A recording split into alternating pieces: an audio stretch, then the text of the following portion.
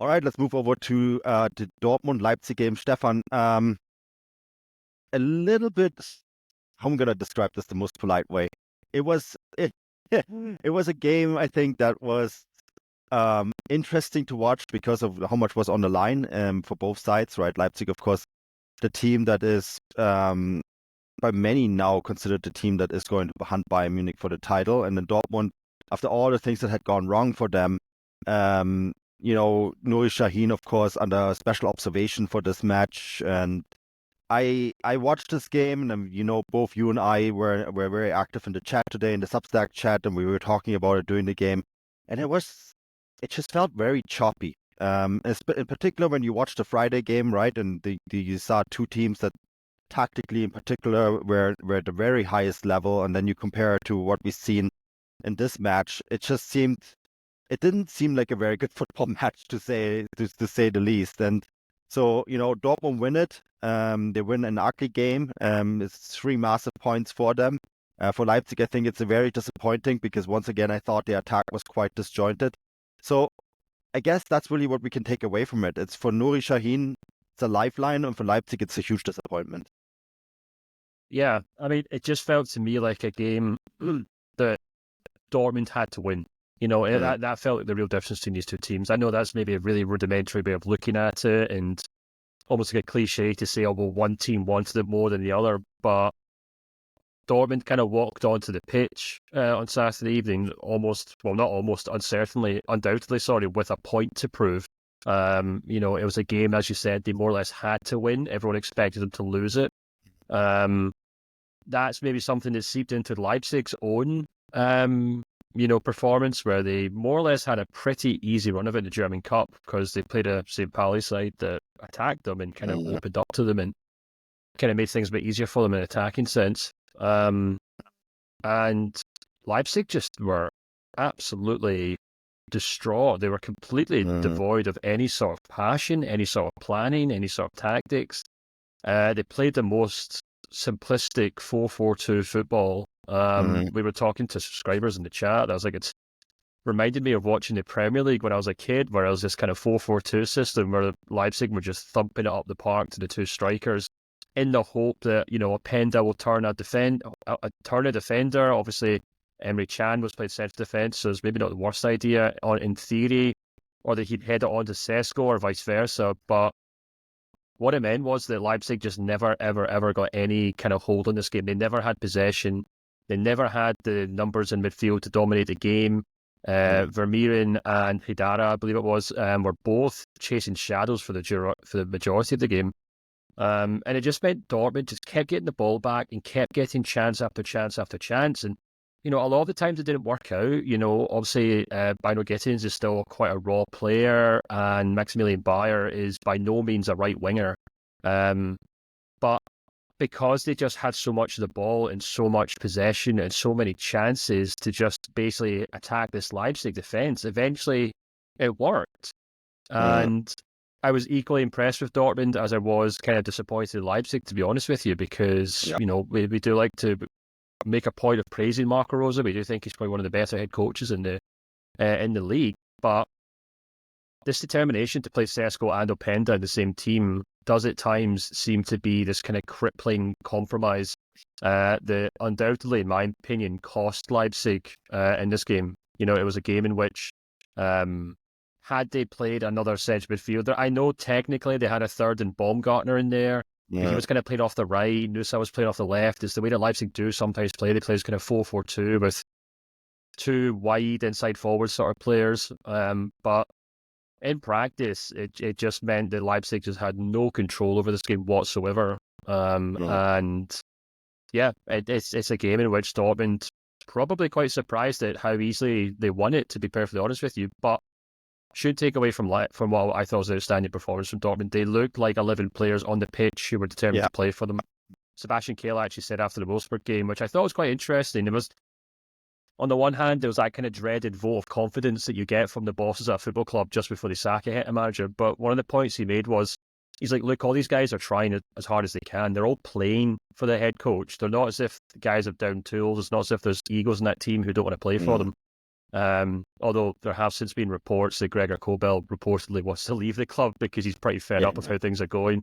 But he didn't play tonight, and Dortmund looked pretty special. I thought it was a very ragtag, basic bones team, but they all played like gladiators, and they were undoubtedly the best team on the pitch, I think, tonight. They were. I thought Schlotterbeck had an excellent performance, right? And there was many times where either he or Emre Can would make a defensive play, and they were like pound their chest, right, and in front of the yellow wall, and sort of trying to get that energy going. I mean, I made that joke in the chat. It felt like B vibes beat RB Leipzig. And that's how, that's one of the criticisms I have about this team, is that they have these occasions where they show up and they play this high energy game, and they kind of seem to grow past their own stature in a way, right? And I think that is also what's so very frustrating about Dortmund, right? Because like you see them play like this against Leipzig in a game that they have to win to sort of shut down the speculations surrounding Nuri Sahin. And I mean, you see the relief on his face after the match, like it feels like the entire world fell off his shoulders. And but the criticism that I have is that you could feasibly say, were they playing next? I think Mainz, right? Classic Dortmund would be for them to lose that game now, right? Because they put everything into this match, full energy and everything, and we see it, and we've seen it last year in the Champions League. How many performances did they have? I remember I was at the Klassiker where they got steamrolled by Bayern Munich. I think that game was over within 10 minutes, right? And midweek, the next game was against Newcastle, and they won that, right? And that's just how this team can be. And I think that is the frustrating thing about it, is that they have this ability to, in these big games, in these big occasion games, and make no mistake, this was a big occasion game, because like the Dortmund fans hate nothing more than Red Bull, right? Like that's been a theme about this, and we just saw it with the reactions with Jurgen Klopp and all that sort of stuff, right? So for the players, if they had lost this game, I mean, you could probably, the reaction would have been extremely negative, and then they come up with this massive performance, and I don't understand how they cannot conserve this and do this over the entirety of a season. And that really shows to me, the question of attitude has been long debated at Dortmund, right? That's one of the big things that they try to sort of ignore, but you really have to wonder, like, why are they such a team that can show up in these big matches, and then in these small matches when things still matter, they just don't. And that is, I think, something that Nuri Sahin has to do going forward. He has to somehow conserve this and like make it sure that Dortmund play this kind of football the entire season. Yeah, I mean, and this goes back to what happened tonight. I think Leipzig really played into Dortmund's hands with the way they played, with the tactics, with the formation, because Leipzig were basically just punting the ball to the park all night, and they had two guys sitting up front. So that meant whenever Dortmund had possession, Leipzig were a man down. They had one fewer guys in midfield to kind of get the ball back. And it meant Dortmund were basically playing like a training game where they had 10 attackers and against 9 defenders. It's just a case of how long does it take you to find a space behind the line. That's very different from when you play a St. Pauli or a Mainz or a Union Berlin, who are happy to sit very deep with only one guy up front, and that one guy up front is probably hassling your defensive midfielder or your central defender, or being tasked with sitting on a fullback who gets forward. And that's what I was saying earlier on about it was almost as if Leipzig went into this game believing the hype as well. They thought, we can go to the Westfalenstadion, play two strikers up front. We won't even have to worry about keeping the ball. We'll just hit it over the top. Openda will, easily roll Emre Can time after time after time, and we'll score a buckload of goals. And it was quite the opposite. I thought Can played tremendously well. I thought Pascal Gross at right back, which is just a baffling thing if you think about it, did pretty well as well. And the only goal that Leipzig got, and really the only chance they got, was a very tight chance in the box where Openda and Sesko did link up, but Sesko scored from a really obscene angle, really. And, that was more or less the only time Leipzig had any kind of proper chances in the game. So I think Marco Rose will probably look back on this game. I'm not sure what he said after the game, but he'll probably admit to himself that, they got the tactics completely wrong. There's a lot to learn from it. And they'll probably walk away from that thinking, right, well, we probably shouldn't try and do that again. But it does open up serious question marks to how Leipzig perform in these big games, because this whole concept of playing Openda and Sesko up front continues to kind of not baffle me, because I understand why Marco Rose maybe feels a pressure to do so. They're both great players. They both scored a great amount of goals and great chances. But, at this day and age, playing two out-and-out strikers is quite a gamble. And it's certainly one that doesn't even seem to be paying off, because both players don't actually play tremendously well together. They don't have like some sort of remarkable chemistry compared to other strike partners who we'll talk about on the show in a moment. But it just kind of seems to hinder Leipzig. I think if they'd went with like sort of 4-2-3-1 or a 4-3-3 with Openda or Sesko, and then maybe brought one of them on later in the game, I think they probably would have had a lot more success, because if you control the ball and you control possession against Dortmund, they do kind of tend to wither.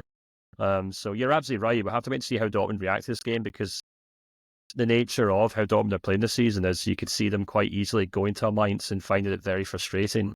But yeah, we need to see how both these teams react to this result. Willi Orban said after the game, "Our game plan was good, we just failed to implement it."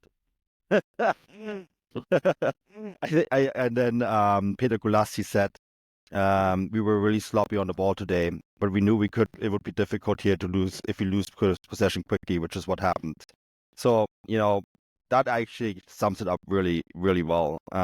He also said that wasn't good and it made life difficult for us. We are disappointed to have lost the game.